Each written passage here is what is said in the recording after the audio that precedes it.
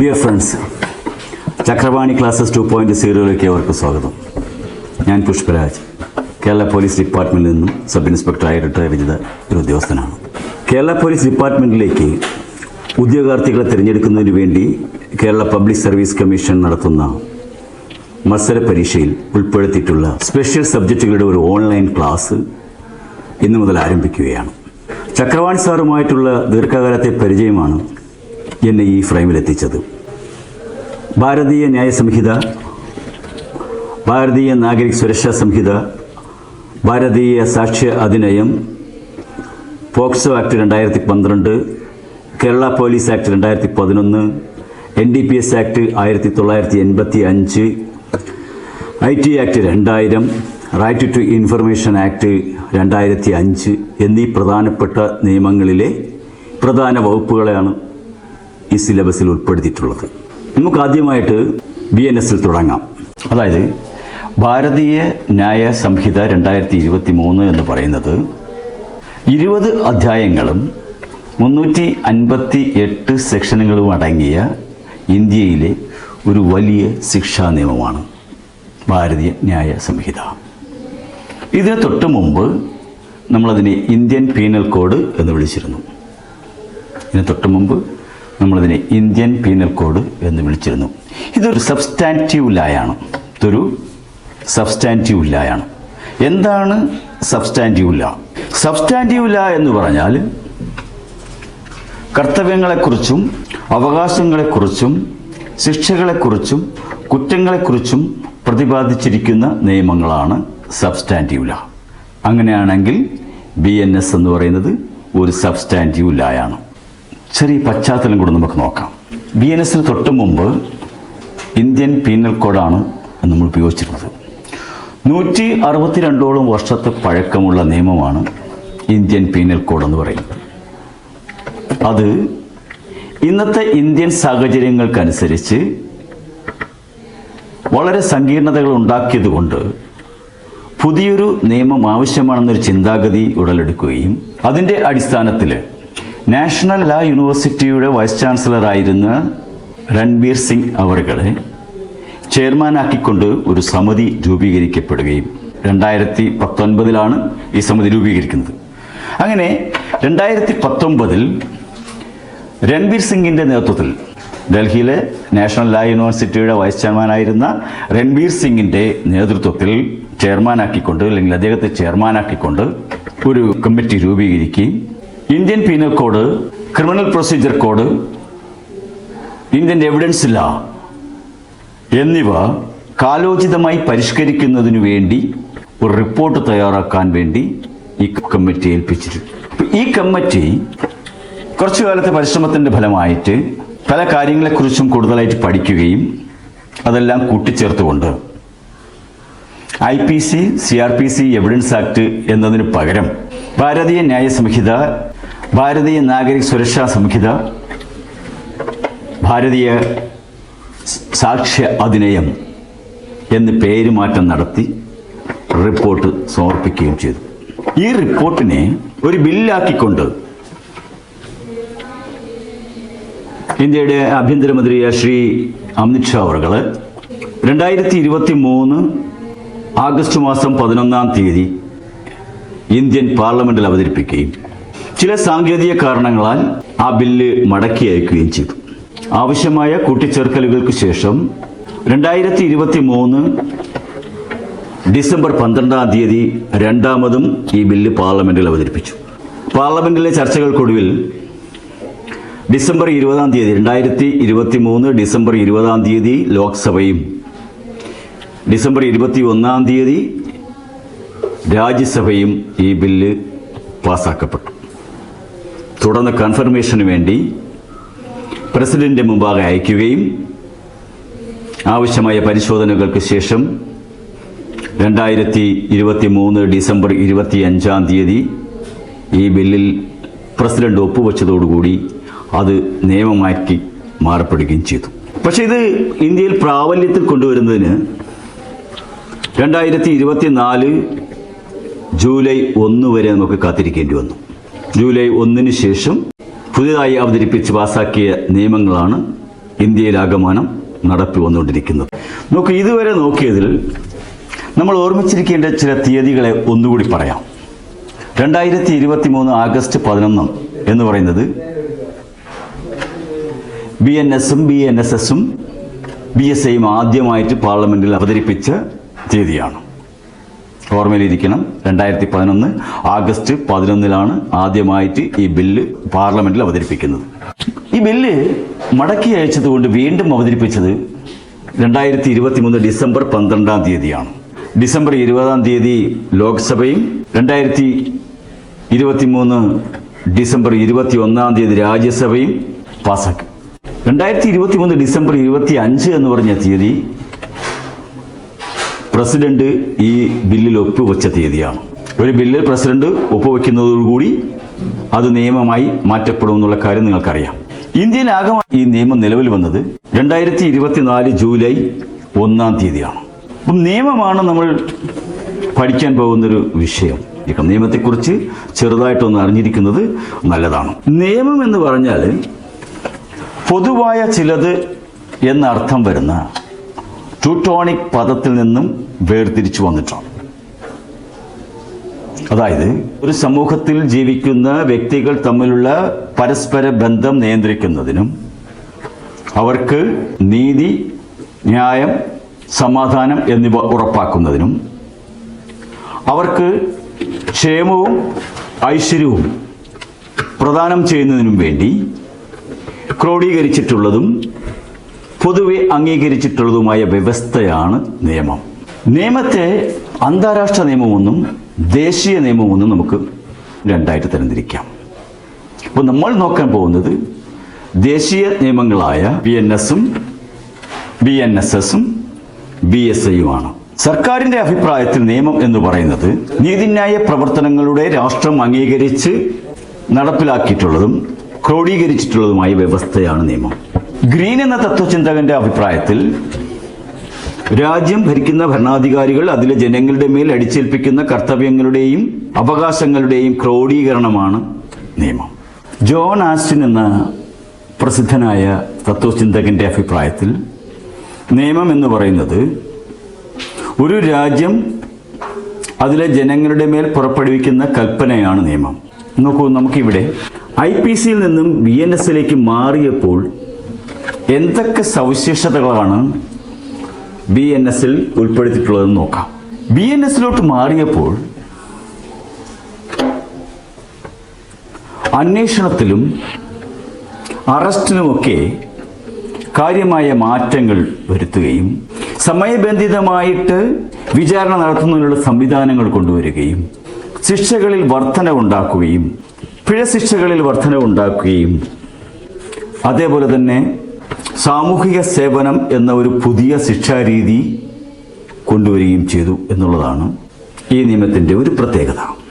കൂടാതെ രാജ്യദ്രോഹം, ആത്മഹത്യാശ്രമം, unnatural sex offences എന്നിവ എടുത്തു കളയുകയും organised crime, petty organised crime, terrorism എന്നിങ്ങനെയുള്ള വകുപ്പുകൾ ആഡ് ചെയ്യുകയും ചെയ്തു എന്നുള്ളതാണ് ഈ ഒരു ആക്ടിന്റെ പ്രത്യേകത. അപ്പോൾ IPCയിൽ നിന്നും, അതായത് ഇന്ത്യൻ പീനൽ കോഡിൽ നിന്നും ഭാരതീയ ന്യായ സംഹിതയിലേക്ക് മാറിയപ്പോൾ വന്ന പ്രത്യേകതകളെന്ന് പറഞ്ഞാൽ അറസ്റ്റിലും അന്വേഷണത്തിലും കാര്യമായ മാറ്റങ്ങൾ ഉണ്ടാക്കി, സുതാര്യമാക്കി. അതേപോലെ തന്നെ വിചാരണയിൽ സമയബന്ധിതമായി തീർക്കുന്നതിനുള്ള സംവിധാനങ്ങൾ ഉണ്ടാക്കി. രാജ്യദ്രോഹം, ആത്മഹത്യാശ്രമം, അൺനാച്ചുറൽ ആയിട്ടുള്ള സെക്സ് ഒഫൻസ്, അഡൾട്ടറി എന്നിവ ഇതിൽ നിന്ന് മാറ്റപ്പെടുകയും പകരം organised crime, petty organised crime, terrorism എന്നീ വകുപ്പുകൾ കൂട്ടിച്ചേർക്കുകയും ചെയ്തിട്ടുണ്ട്. IPCയിൽ നിന്ന് വ്യത്യസ്തമായിട്ട് ശിക്ഷാരീതികളിൽ വർധനവുണ്ടാക്കി, പിഴശിക്ഷകളിൽ പിഴത്തുകയുടെ വർധനവുണ്ടാക്കി. മാത്രവുമല്ല, സാമൂഹിക സേവനം എന്നൊരു പുതിയ ശിക്ഷാരീതി കൂടി നടപ്പിലാക്കിക്കൊണ്ടാണ് ഈ നിയമം ഇപ്പോൾ പ്രാബല്യത്തിലിരിക്കുന്നത്. ശരി, നമുക്കിനി BNSന്റെ അകത്തളങ്ങളിലേക്ക് കിടക്കാം. സിലബസ് അനുസരിച്ച് നമുക്ക് ആദ്യം പഠിക്കേണ്ടത് ഡെഫിനിഷൻസ് ആണ്. നമുക്ക് ഡെഫിനിഷൻസ് ആണ് ആദ്യം നോക്കേണ്ടത്. നമ്മുടെ സിലബസ് അനുസരിച്ച് ആദ്യം നമ്മൾ പഠിക്കാൻ പോകുന്ന സെക്ഷൻ എന്ന് പറഞ്ഞാൽ സെക്ഷൻ 2-ൽ 3 എന്ന സെക്ഷനാണ്. അതായത് 2-ൽ 3 എന്ന ഉപവകുപ്പിലാണ്. അപ്പോൾ അതിൽ പറയുന്നത് കുട്ടി എന്നാൽ എന്താണ് എന്നുള്ള ഡെഫിനിഷനാണ്. എന്താണ് കുട്ടി? നിങ്ങൾക്ക് എല്ലാവർക്കും അറിയാം, സാധാരണ എല്ലാവർക്കും അറിയാവുന്നൊരു ഡെഫിനിഷനാണ് കുട്ടി. അതായത് 18 വയസ്സിന് താഴെയുള്ള ഏതൊരു വ്യക്തിയും കുട്ടിയായി കണക്കാക്കപ്പെടും. 18 വയസ്സിന് താഴെയുള്ള ഏതൊരു വ്യക്തിയെയും കുട്ടിയായി കണക്കാക്കപ്പെടും. അത് നിർവചിച്ചിരിക്കുന്നത് ഭാരതീയ ന്യായ സംഹിത സെക്ഷൻ 2-ൽ 3-ാമത്തെ ഉപവകുപ്പിലാണ് കുട്ടി എന്ന് നിർവചിച്ചിരിക്കുന്നത്. ക്ലിയർ അല്ലേ? നോക്ക്, നമുക്ക് അടുത്ത ഒരു സെക്ഷൻ എന്ന് പറഞ്ഞാൽ 2-ൽ 4 എന്നുള്ളതാണ്. 2-ൽ 4 എന്താണ് പറഞ്ഞിരിക്കുന്നത് നോക്കിയാൽ വ്യാജ നിർമ്മാണത്തെക്കുറിച്ചാണ് പറഞ്ഞിരിക്കുന്നത്. കൗണ്ടർ ഫെയ്റ്റ്, വ്യാജ നിർമ്മാണം. അപ്പൊ എന്താണ് വ്യാജ നിർമ്മാണം എന്ന് കൂടെ നോക്കാം നമുക്ക്. അപ്പൊ വ്യാജ നിർമ്മാണം എന്ന് പറഞ്ഞാൽ ചതിക്കുന്നതിന് വേണ്ടിയോ വഞ്ചിക്കുന്നതിന് വേണ്ടിയോ ഒരു വസ്തുവിന്റെ അതേ രൂപത്തിലുള്ള മറ്റൊന്ന് ഉണ്ടാക്കിയെടുക്കുന്നതിനെയാണ് കൗണ്ടർ ഫെയ്റ്റ് എന്ന് പറയുന്നത്. സെക്ഷൻ 2-ൽ 4 ഉപവകുപ്പ് പ്രകാരമാണ് അതിൽ വിവരിച്ചിരിക്കുന്നത്. അപ്പം നമ്മൾ മനസ്സിലാക്കിയത് ഒന്ന്, സെക്ഷൻ 2-ൽ 3 എന്ന് പറയുന്നത് കുട്ടി, സെക്ഷൻ 2-ൽ 4 എന്ന് പറയുന്നത് വ്യാജ നിർമ്മാണം അല്ലെങ്കിൽ കൗണ്ടർ ഫെയ്റ്റ്. ഇനി മൂന്നാമതൊരു ഡെഫിനിഷൻ നമ്മൾ പഠിക്കേണ്ടത് സെക്ഷൻ 2-ൽ 8 വകുപ്പിൽ പറഞ്ഞിരിക്കുന്ന 2-ൽ 8 എന്ന വകുപ്പിൽ പറഞ്ഞിരിക്കുന്ന പ്രമാണത്തെക്കുറിച്ചാണ്. അപ്പൊ ഇനി നമ്മൾ മനസ്സിലാക്കാൻ പോകുന്നത് പ്രമാണം എന്നാൽ എന്താണ്, അല്ലെങ്കിൽ ഡോക്യുമെന്റ് എന്നാൽ എന്താണ്. സാധാരണഗതിയിൽ നമുക്കറിയാവുന്ന ഒരു ഡോക്യുമെന്റ് എന്ന് പറഞ്ഞാൽ, പ്രമാണം എന്ന് പറഞ്ഞ് മനസ്സിലാക്കിയിരിക്കുന്നത് വസ്തുക്കളുടെ ഡീഡിനെയാണ് നമ്മൾ പ്രമാണം എന്ന് പറഞ്ഞിരിക്കുന്നത്. അങ്ങനെയല്ല. പ്രമാണം എന്ന് പറഞ്ഞാൽ ഒരു വിഷയത്തിന്റെ തെളിവിലേക്ക് ഉപയോഗിക്കുന്നതിന് വേണ്ടിയോ ഉപയോഗിക്കാനോ, വസ്തുതയുടെ തെളിവിന് വേണ്ടി ഉപയോഗിക്കുന്നതിന് വേണ്ടിയോ ഉപയോഗിക്കാൻ വേണ്ടിയോ അക്ഷരങ്ങളിലൂടെയോ അക്കങ്ങളിലൂടെയോ അടയാളങ്ങളിലൂടെയോ രേഖപ്പെടുത്തി വച്ചിരിക്കുന്നതാണ് പ്രമാണം, അല്ലെങ്കിൽ രേഖപ്പെടുത്തി വച്ചിരിക്കുന്ന രേഖകളാണ് പ്രമാണം. ഉദാഹരണം, ഒരു ബാങ്കറുടെ ചെക്ക് എന്ന് പറഞ്ഞാൽ ഒരു പ്രമാണമാണ്. അതേപോലെ ഒരു പ്രോമിസറി നോട്ട് ഒരു പ്രമാണമാണ്. വസ്തുക്കൾ കൈമാറ്റം ചെയ്യുന്നതിന് വേണ്ടി തയ്യാറാക്കി കൊടുക്കുന്ന ഡീഡ് ഒരു പ്രമാണമാണ്. മനസ്സിലായെന്ന് കരുതുന്നു. ഒന്നുകൂടെ പറയാം, എന്താണ് പ്രമാണം? ഒരു വിഷയത്തിന്റെ തെളിവിലേക്കായി ഉപയോഗിക്കപ്പെടുന്നതിനോ ഉപയോഗിക്കാനോ വേണ്ടി അക്ഷരങ്ങൾ കൊണ്ടോ അടയാളങ്ങൾ കൊണ്ടോ രേഖകളാണ് പ്രമാണം. അത് BNS സെക്ഷൻ 2-ലെ 8-ാം ഉപവകുപ്പിലാണ് പറഞ്ഞിട്ടുള്ളത്. ഇപ്പൊ നമ്മൾ ഓർമ്മിച്ചിരിക്കേണ്ട 3 സെക്ഷനുകൾ: 2-ൽ 3 എന്ന് പറഞ്ഞാൽ ശിശു, 2-ൽ 4 എന്ന് പറഞ്ഞാൽ കൗണ്ടർ ഫെയ്റ്റ്, 2-ൽ 8 എന്ന് പറഞ്ഞാൽ പ്രമാണം അല്ലെങ്കിൽ ഡോക്യുമെന്റ്. ഇനി പഠിക്കാനുള്ള ഒരു സെക്ഷൻ എന്ന് പറഞ്ഞാൽ 2-ൽ 13 പാർപ്പിക്കൽ അല്ലെങ്കിൽ അഭയം കൊടുക്കൽ, ഹാർബറിംഗ് എന്ന് പറയും. പാർപ്പിക്കൽ അല്ലെങ്കിൽ അഭയം കൊടുക്കൽ അല്ലെങ്കിൽ ഹാർബറിംഗ് എന്ന് ഇംഗ്ലീഷിൽ പറയും. അപ്പൊ എന്താണ് ഹാർബറിംഗ് എന്നുകൂടെ നമുക്ക് നോക്കാം. കുറ്റം ചെയ്ത ഒരു വ്യക്തിയെയോ അല്ലെങ്കിൽ കുറ്റം ചെയ്തതായി കരുതുന്ന ഒരു വ്യക്തിയെയോ അറസ്റ്റിൽ നിന്ന് സംരക്ഷിക്കുന്നതിന് വേണ്ടി അയാൾക്ക് ഏതെങ്കിലും തരത്തിലുള്ള പാർപ്പിട സൗകര്യമോ വാഹന സൗകര്യമോ വസ്ത്രമോ ഭക്ഷണമോ അല്ലെങ്കിൽ ആയുധങ്ങളോ വെടിക്കോപ്പുകളോ നൽകുന്നതിനെയാണ് നമ്മൾ പാർപ്പിക്കൽ എന്ന് പറയുന്നത്. അങ്ങനെയുള്ള ആളുകളെ സംരക്ഷിക്കുന്നതിനെയാണ് പാർപ്പിക്കൽ എന്ന് പറയുന്നത്. അതായത് കുറ്റം ചെയ്തു എന്ന് സംശയിക്കുന്ന ഒരാളെയോ കുറ്റം ചെയ്ത ഒരാളെയോ അറസ്റ്റുകളിൽ നിന്ന് സംരക്ഷിക്കുന്നതിന് വേണ്ടി, അറസ്റ്റുകളിൽ നിന്നും മറ്റ് നിയമ നടപടികളിൽ നിന്നും സംരക്ഷിക്കുന്നതിന് വേണ്ടി അയാൾക്ക് ആവശ്യമായ സൗകര്യങ്ങൾ ചെയ്തു കൊടുക്കുകയോ പാർപ്പിക്കുകയോ വസ്ത്രം, ആഹാരം, വെള്ളം എന്നിവ നൽകുകയോ അതേപോലെ തന്നെ അവർക്ക് ആവശ്യമായിട്ടുള്ള വാഹനങ്ങൾ നൽകുകയോ ആയുധങ്ങളും വെടിക്കോപ്പുകളും നൽകുകയോ ചെയ്ത് സഹായിക്കുന്നതിനെ അല്ലെങ്കിൽ ചെയ്ത് സംരക്ഷിക്കുന്നതിനെയാണ് പാർപ്പിക്കൽ എന്ന് പറയുന്നത്. അത് BNSന്റെ സെക്ഷൻ 2-ൽ 13-ാം ഉപവകുപ്പിലാണ് പ്രതിപാദിച്ചിരിക്കുന്നത്. അടുത്ത് നമ്മൾ മനസ്സിലാക്കാൻ പോകുന്ന ഒരു ഡെഫിനിഷൻ, നമ്മൾ പഠിക്കാൻ പോകുന്ന ഒരു ഡെഫിനിഷൻ 2-ൽ 14 എന്നൊരു സെക്ഷനാണ്. ഇപ്പൊ 2-ാം സെക്ഷനിലെ 14-ാം ഉപവകുപ്പ് പ്രകാരം 2-ാം സെക്ഷനിലെ 14-ാം ഉപവകുപ്പ് പ്രകാരം പരിക്ക് എന്നാൽ എന്ത് എന്നാണ് നമ്മൾ പഠിക്കാൻ പോകുന്നത്. അപ്പോൾ അടുത്ത ഡെഫിനിഷൻ പരിക്ക് എന്നാണ്, അല്ലെങ്കിൽ ഇൻജുറി എന്നാണ്. അപ്പോൾ എന്താണ് ഇൻജുറി എന്ന് നമുക്കറിയാം.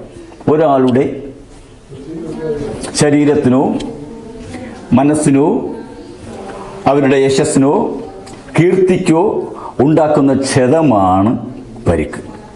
മനസ്സിലായില്ലേ? അപ്പോൾ ഒരാളുടെ കീർത്തിക്കോ ഒരാളുടെ പ്രശസ്തിക്കോ ഒരാളുടെ ശരീരത്തിനോ മനസ്സിനോ ഉണ്ടാക്കുന്ന ക്ഷതമാണ് പരിക്ക്. ഇനി നമ്മൾ മനസ്സിലാക്കാൻ പോകുന്ന ഒരു ഡെഫിനിഷൻ, പൊതുസേവകൻ. ആരാണ് പൊതുസേവകൻ? അപ്പൊ പൊതുസേവകനെ കുറിച്ച് പറയുന്ന സെക്ഷൻ എന്ന് പറഞ്ഞാൽ 2-ാം സെക്ഷനിലെ 28-ാമത്തെ ഉപവകുപ്പിലാണ് പൊതുസേവകൻ എന്നതിനെ കുറിച്ച് പറഞ്ഞിട്ടുള്ളത്. അപ്പൊ പൊതുസേവകൻ എന്ന് പറഞ്ഞാൽ നമുക്ക് ചുരുക്കി ഇങ്ങനെ പറയാം: സർക്കാരിൽ നിന്ന് ആനുകൂല്യങ്ങൾ പറ്റുന്നവരോ സർക്കാർ ജീവനക്കാരോ സർക്കാരിന്റെ ക്ഷേമ പ്രവർത്തനങ്ങൾക്ക് വേണ്ടി പദ്ധതികൾ നടപ്പിലാക്കുന്ന ആൾക്കാരെയാണ് പൊതുസേവകൻ എന്ന് പറയുന്നത്, പബ്ലിക് സർവന്റ് എന്ന് പറയുന്നത്. ഇപ്പൊ പബ്ലിക് സർവന്റ് എന്ന് പറയുന്നത് സർക്കാരിൻ ഉദ്യോഗസ്ഥനോ സർക്കാരിന്റെ ആനുകൂല്യങ്ങൾ വാങ്ങിക്കൊണ്ട് പ്രവൃത്തി ചെയ്യുന്നവരോ സർക്കാരിന്റെ ക്ഷേമ പ്രവർത്തനങ്ങളിൽ പങ്കെടുത്ത് ആനുകൂല്യങ്ങൾ കൈപ്പറ്റുന്നവരോ ആണ് പൊതുസേവകൻ. അപ്പോൾ BNSലെ സെക്ഷൻ 2-ൽ 28-ലാണ്, അതായത് 2-ാം സെക്ഷനിലെ 28-ാം ഉപവകുപ്പ് പ്രകാരമാണ് പൊതുസേവകനെ കുറിച്ച് പറഞ്ഞിട്ടുള്ളത്. ഇനി ഒരു സെക്ഷൻ കൂടെയാണ് നമുക്ക് ഡെഫിനിഷൻ എന്ന കാറ്റഗറിയിൽ പഠിക്കാനുള്ളത്. 3-ൽ 5 എന്നൊരു സെക്ഷനാണ് നമുക്കിനി ഡെഫിനിഷനിൽ അവസാനമായി പഠിക്കാനുള്ളത്. നോക്ക്, 3-ൽ 5 എന്താണെന്ന് നമുക്ക് നോക്കാം. ഒന്നിൽ കൂടുതൽ ആൾക്കാർ ഒരു പൊതു ഉദ്ദേശ കാര്യ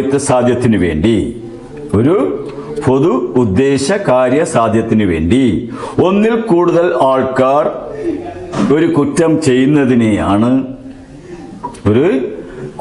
ചെയ്യുന്നതിനെ കുറിച്ചാണ് സെക്ഷൻ 3-ൽ 5-ാം ഉപവകുപ്പിൽ പറഞ്ഞിരിക്കുന്നത്. ഒരു കോമൺ ഇന്റൻഷനോടുകൂടി ഒരു കുറ്റകൃത്യം ചെയ്യുന്നത്, ഒന്നിൽ കൂടുതൽ പേർ ചേർന്ന് ഒരു കുറ്റകൃത്യം ചെയ്യുന്ന നടപടിയാണ്. അതിനെക്കുറിച്ചാണ് 3-ൽ 5 വിവരിച്ചിരിക്കുന്നത്.